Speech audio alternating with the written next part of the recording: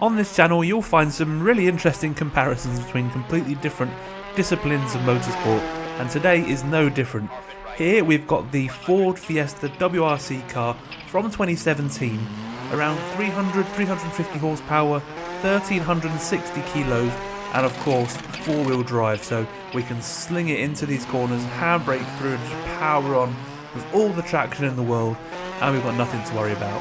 So we're going to do a comparison between this WRC car and a modern GT3 Porsche, just to see who's fastest up this tarmac hill climb. A bit more about the circuit. It's made by the guys over at Simtrax and it is absolutely awesome. I'd really recommend going and downloading this circuit. I'll put it in the description, but it's really good and it's really open. There's loads of high speed sections like you can see, but there's also some really tight sections, and that is where I think this four-wheel drive Fiesta will come into its own. So as you can see, it's definitely not the fastest thing in the world in a straight line, but it's these kind of corners, the hairpins, where I can just tap the handbrake. I don't get it perfect all the time, but I just tap the handbrake, a bit of the rear end down, and just floor it, and it feels so fun to do that, honestly. I love doing some four-wheel drifting. But yeah, we're already a minute and 20 into the stage then. As you can see, there's these high-speed sections where I think the Porsche will win out, but really I've got no idea what would win between these two. I mean, you think that obviously the Fiesta will be fantastic around the slow-speed stuff, and the Porsche will probably be horrendous around the slow-speed stuff, especially because of the gearing and things like that. But then when it gets to the, you know, the high-speed sections and the straights, which actually this hill climb circuit has quite a lot of, then that's obviously where the Porsche is going to stretch its legs. So it'll be really interesting to see what takes the win. As you can see, I've got the pace notes on as well, and I don't know this circuit, so I don't know exactly where it goes. I'm just using the pace notes as best as I can. They are a little bit wrong. There's two places where it says that there's a four right, but actually they're hairpins. So that was a harsh learning curve for me when I was first doing this hill climb. But it's so much fun, it's great, and it's really wide and open as well, so it's really easy to move the cars around and do some slides and take a little bit more speed than you might do, you know, when it's like the Monte Carlo single lane tracks. This is a little bit more open and just allows you to carry a bit more speed and give a little bit more margin. Obviously I'm not pushing like absolutely crazy because I already crashed a few times, which you'll see at the end.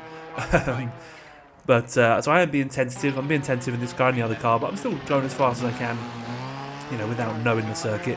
As you can see there, these slow speed corners, when you get the front end turned in, the rear end wants to come around as well, especially being on with this suspension setup. And so it feels really great because you can just floor it, and the rear end will step out, but it's completely controllable because you've got the front tyres obviously pulling you forward as well. So it's super controllable. Sliding is brilliant, and just feels so natural in a car like this. And yeah, then you've got these high speed sections. Now this is where I expect the Porsche to be much faster.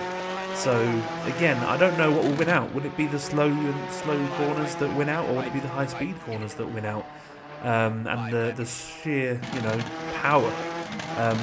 This really confused me. The rocks on the road, I was like, what on earth is going on there? Luckily they are see-through, so there's no need to worry about that. There's loads of different types of the circuit as well. There's a snow variety, there's a rainy one, there's uphill, downhill. So there'll definitely be more videos on this because I love driving this. I've already done a couple of cars on it, but it really does feel good. But yeah, last couple of left-rights now. Loads of speed through there. Mind the barriers on the exit. Now into the left-hander and the final right-hander. Carry as much speed as I can, and it's come across the line of 4:02.983 to beat for the Porsche. So pretty quick, but no reference. So let's see what the Porsche can do. Here it is on the line. Off we go. It's really not made for standing starts either, this Porsche. And obviously, look, second gear, it changes at 120 kilometers an hour. So the first gear is so long, and this is where it's really going to struggle. Look how much slower it is than the Fiesta around these tight, twisty corners, especially these hairpins. I carry way too much speed in here. Do a little wall tap, but just ignore that. That never happened. But yeah, now we'll be avoiding the wall for the rest of the run. But here's where the Porsche really stretches its legs. 180 kph through the high-speed chicanes. And it would be great if I could have an overlay, but I don't know how you would do an overlay of two cars unless there's a mode that does that. Let me know down in the comments if there is and I'm missing out, because I'd love to do like a ghost car mode with different cars. That would be awesome. I think you can do it with the same car, but I don't think you can do it with different cars, but maybe there's a mod. So please do let me know if there is a mod. But yeah, so obviously this is much more better at high speed cornering. Around the low speed, which you'll see in a little while, or even here, it's really, really twitchy, and the back end just wants to come around all the time, and you're just counter steering on a really small basis, but you're counter steering around the slow speed corners. And you'll see in a little while when we go into the tunnel, the back end kind of wants to step out on me, and you're almost controlling this really slow speed slide.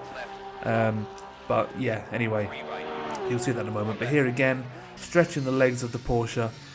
Again, I'm not 100% sure of these corners, so I'm not really 100% going through as fast as I possibly could, but I'm going as fast as I could on the first run. I didn't want to learn it perfectly and then do it, because it kind of ruins it then, doesn't it? So it's a kind of realistic event where you go in a bit blind with your pace notes, and then let's see what the time is at the end. But it's pretty similar, I think. It feels... it does feel faster in the Porsche, I think, in terms of the high speed, but again, when it comes to slow speed, you think, oh, that was so slow. But the Fiesta was much faster through there. So yeah, it's really difficult to say. I think before driving both cars, I would have thought the Fiesta would be better. But then when you go so much faster in a straight line on the Porsche when you're driving it, you think, maybe this is faster. So yeah, it's just impossible to know. And but yeah, coming into onto the final sort of section of this now. We're about halfway through, aren't we? And I'm already feeling like I'm getting more confident with the circuit and more confident with the car. That happened both times. I did become more confident as I got towards the end of the stage. But here again, look, you can see the back end just wants to step out there. It's almost like driving on ice when you're going slowly in this car. And I mean really slowly. Obviously, a normal hairpin's fine, but when it's like a rally stage hairpin, it really is difficult to control. Until that downforce kicks in, and of course the front tyres. If you see, the front tyres are cold as well on the front, so that doesn't help. But yeah, it is what it is. Close to the wall there. This is where we can really start to stretch our legs now and carry a lot of speed through these left and right handers. When the Ford's going through a high speed corner, again it wants to step out and it understeers a lot, whereas this doesn't tend to understeer anywhere near as much as the four-wheel drive car, of course. So it's much easier around this second section of the track.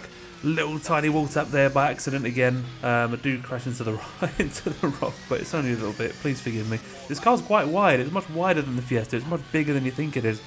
So yeah, it needs to lose a little bit of weight, but it's such a great car to drive. This is the URD mod, the United Racer design. One of my it is my favourite GT3 car in Assetto Corsa. I love it. I absolutely love it. They've done such a good job, especially the sounds as well. It's so nice. But here we are into the final left-hander. It's going to be close. Final right-hander, and across the line it's a 4 minutes 4/10. So what's that? That's 2 seconds. The Fiesta is slower than the GT3 car. Again, I reckon if I did this again, we could probably get them even closer together. But yeah, it's really interesting to see how close they are. But in this case, the Porsche wins out. If it was an even more tight and twisty track, then of course I think the Fiesta would win out on it. Maybe we should make this a little mini-series and do some other circuits, some other time trials with these two cars, and see if we can get any closer together. That'd be really interesting. But yeah, please do comment below. Let me know what other cars you want to see go head-to-head with each other. Please do subscribe as well. Like the video, and I'll see you in the next one. Cheers.